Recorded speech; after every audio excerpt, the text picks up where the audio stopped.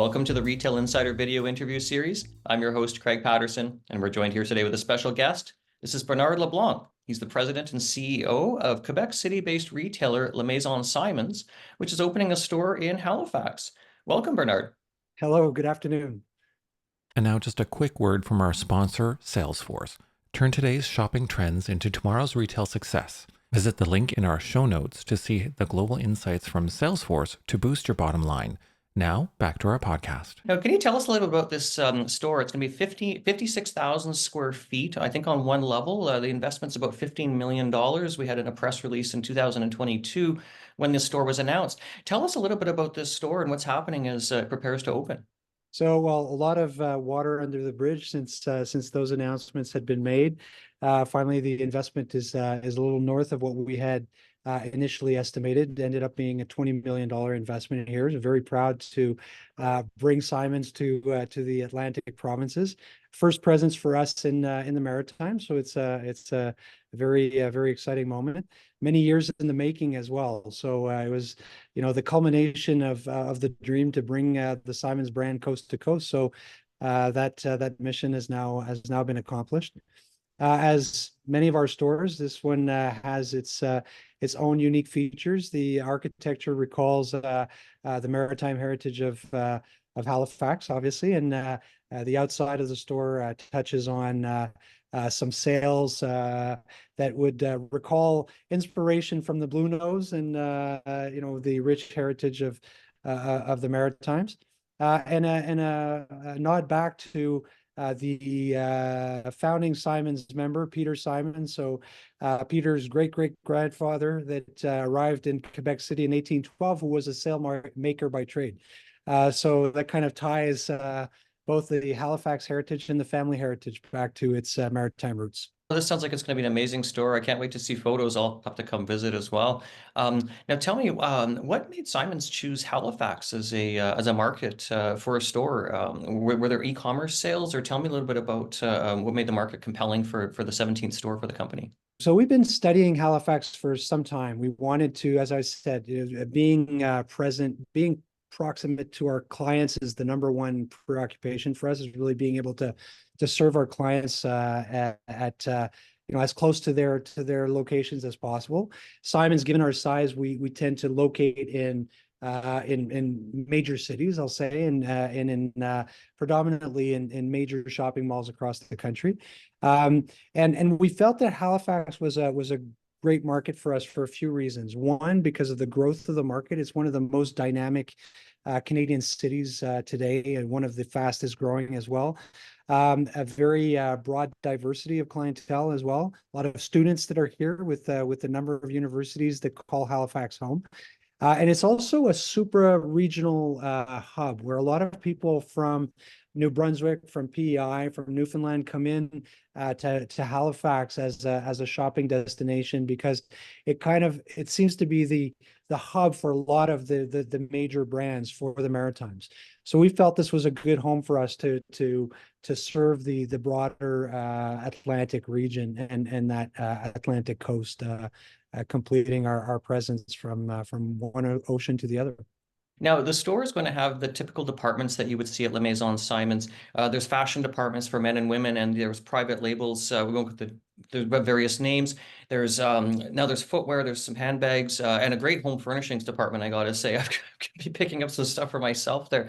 In terms of the departments at the Halifax store, tell me a little bit about the configuration of the store and what we might find there. So you were mentioning a little earlier, 56,000 square feet is the size of the store. It's actually a little bit smaller than some of our larger footprint stores. And by choice, in fact, we wanted to make this a little bit of a denser footprint. I'll say the Halifax population and the maritime clients, don't worry, you are getting a full-fledged Simons store. We have the full representation of our assortment here. And all of our private brands are also represented.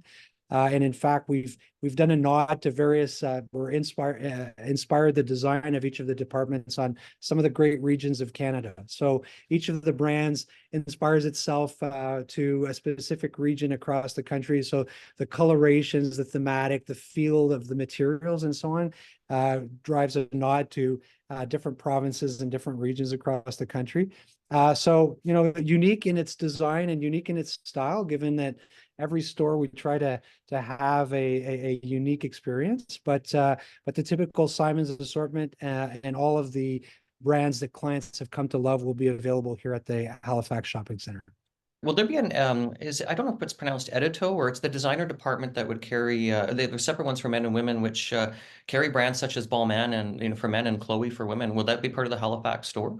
So we've brought some of the brands here, but we chose not to have a specific edito department here in the Halifax store.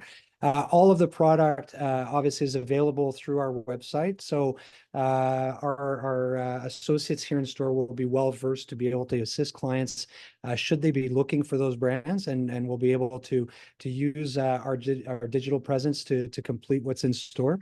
But that is one exception indeed that we've made as a sacrifice, thinking that may not be as researched here in Halifax, and being able to service those clients that may want access to those brands nonetheless through our digital presence. But we don't have an edito department per se.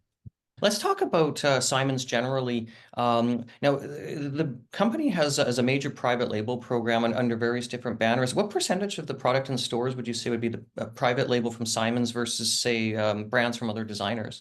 I'll say, to make it easy, 2/3 of our the quantity of product that's offered in store are actually exclusive designs and brands that we develop ourselves that are still created in-house. We have a design team of over 100 people that work in our old Quebec offices that design and develop all of our product through manufacturing partners globally, where we source on every continent based on where the best manufacturing can be located. The other third is a combination of national brands, some international brands, and some discovery brands. So we seek through our merchant team to really bring a curated assortment of discovery on the one hand, and well-established national brands. So it's a little bit of a unique mix that makes us distinct, and it creates something that's somewhat different from what you can find in some of our competitors' locations.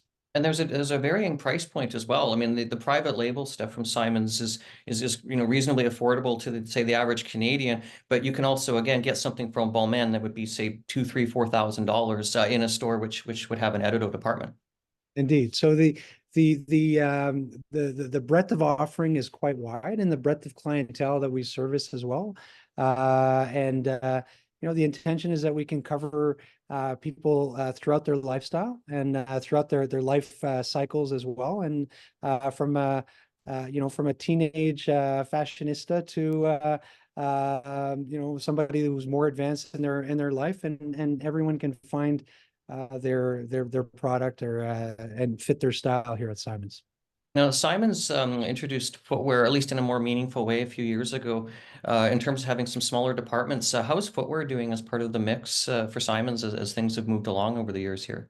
It's been a very successful category for us, like many things, as you expand offering, you have to be very selective, because we try to at least maintain a footprint that we are comfortable with and that we're used to operating. And so as you bring in a new category, obviously you have to move things around a little bit so that it fits into the mix. We are say a destination for footwear, albeit that there's a good offering, and the take rate by the client has been very, very positive. So quite pleased to be active in that category. Again, like many other things, we try and keep it well curated, well selected, so that clients know when they come to Simons, they can find their essentials and the discoveries as well that are important in the trends for this season. Could we see more private label footwear? I know Simons obviously has lots of private label for clothing, but different footwear lines, has that been thought of, or is anything coming? Indeed. We've actually added some of our private brands in footwear, so we've really started expanding the offering of exclusive styles and exclusive designs that will continue to expand over time. We'll try, and whether or not it will get to the same breadth of offering as clothing, I'm not sure. There's a lot of very interesting brands and very well-established footwear brands in the market that are well in demand. So the percentage of exclusive brands to national brands is more minor in the footwear department. Let's talk about home furnishings. Simons has some really beautiful stuff, I gotta say. Anything from placemats to pillows, all kinds of stuff. Are there going to be any expansions around the home furnishings? And how's this stuff chosen? Because it's quite tasteful. Thank you. Our merchant group is at the core of who we are, right? We've often said product is what sets us apart, and the capacity to scour the world to find the greatest brands to bring to market on the one hand, but also we have a product design and development team that works on our home product the same as for our clothing product. So a lot of the product is actually developed and designed by our design team and manufactured exclusively for Simons. And in the end, it's about listening to our clients. We are very client centric, obsessed by what the client tells us, and ultimately that's how the collection evolves. And when we see successes in some areas, then it gives us some indications of what clients are in for and what they're looking for. And the intent is really to bring exciting fashions for the home, just as for anyone's wardrobe to market. Now, if customers been asking about beauty, the reason I ask is Simons stores are quite large, large enough to be maybe considered a department store, but say a beauty offering like you'd find at a Hudson Bay store is lacking. Is there any conversation around maybe bringing in some beauty brands to Simons stores as well? It's have we had conversations? The answer would be yes. We've chosen to not venture into beauty and cosmetics by choice to this date. Never is a very long time, so I'm not sure I'd be prepared to say it would never happen. But for the time being, we've chosen to focus on other things that were more core to our assortment. Again, as you look at bringing in new product, the challenge is what do you extract at some point? And every product has its place in our assortment. We feel we have a good balance in terms of what we bring to market.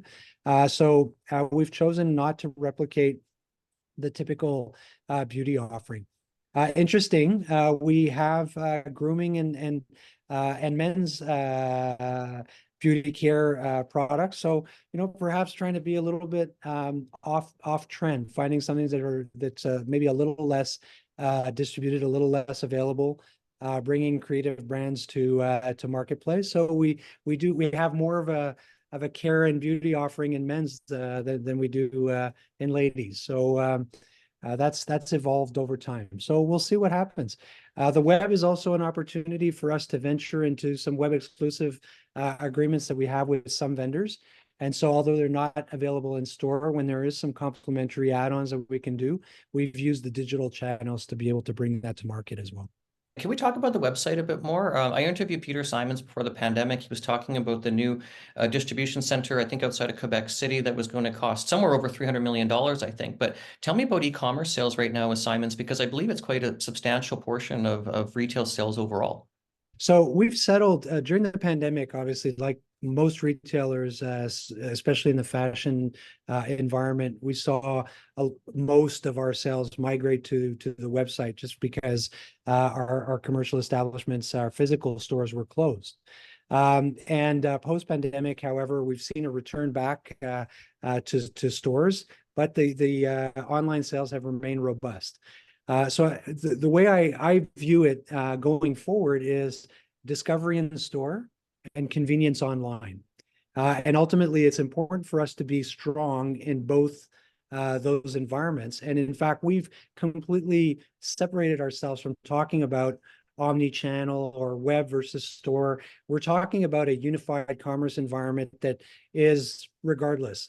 We are present to serve our clients online. We're present to serve our clients on social media. We're present to service our clients in store. And I think that the future will be a lot around capacity to be able to navigate absolutely seamlessly around all of those customer touch points. So the future will really be about being able to have one view of the client, one shopping cart, whether it's online or in store or done through other digital means that may evolve over time.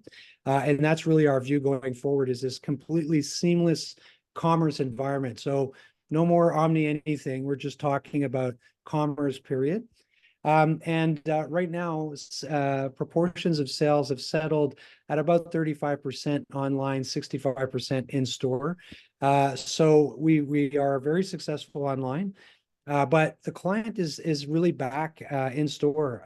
All of our physical stores are beyond pre-pandemic levels in terms of traffic and sales.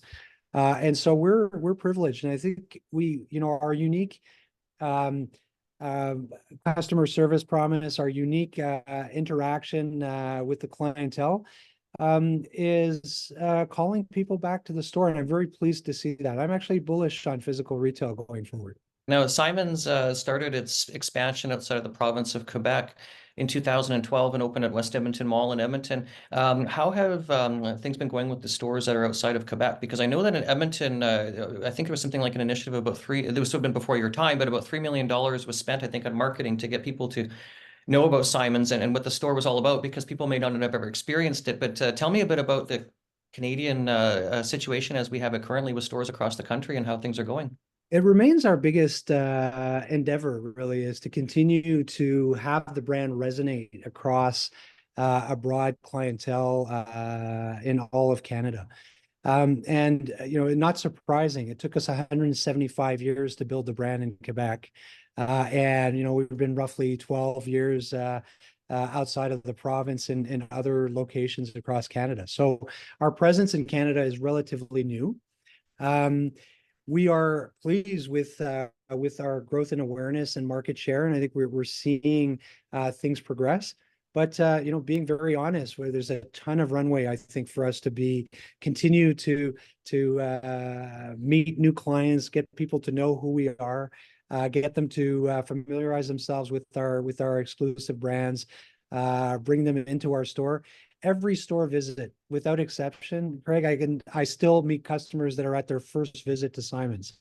And so I say, if I'm meeting them when I'm in store, maybe once per season in all of our stores, that means that there's still a lot of people discovering Simons outside of Quebec. So I think our future is bright, and we're excited to continue to gain contact with new clients, one client at a time. That's how it gets built.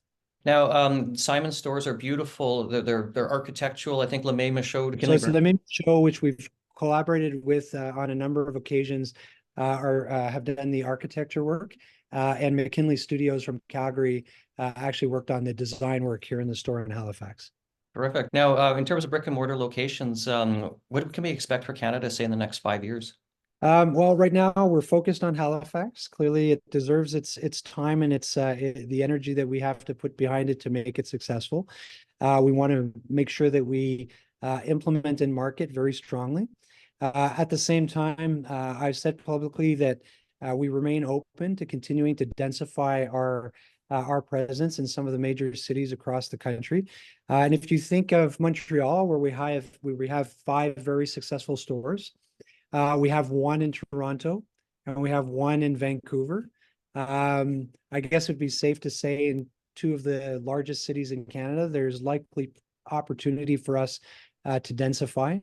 Many of our clients would like to see Simons stores closer to their homes, but we're patient people. We'll make sure that we wait for the right opportunities, and when time will come, I'll be sure to tell your viewers about it. And the opportunities could come from other retailers that have left the market already, I suppose, without perhaps giving away too much during this recording. Canadian real estate landscape in retail is very, very dynamic. The best malls in the country clearly have a lot of demand, and there's not much vacancy. So there are many retailers, very successful retailers, fighting for what may seem like a lot of space, but in the end, perhaps not that much, just given the dynamics of some of those key malls across the country. So, everything's got to be right. It's got to be the right location at the right conditions with the right demographics. As I said, we'll be patient. We want to make sure that everything comes together nicely. We worked on Halifax for years before it came to life. Who knows? Sometimes it can move quickly, sometimes a little slower. Nothing to announce at this point, but we'll make sure to keep you posted as things advance. Terrific. Thank you so much. This has been Bernard Leblanc. He's the president and CEO of Quebec City-based retailer Maison Simons. Thank you so much for joining us here today, Bernard. Thank you, Greg. Appreciate the opportunity. And I'm Craig Patterson. I'm the founder and publisher of Retail Insider. I'm also the host of the Retail Insider video interview series. Thank you so much for joining us here today. And be sure to subscribe if you haven't already, whether or not you're watching this on YouTube or listening to this on our podcast channel. Take care and bye for now.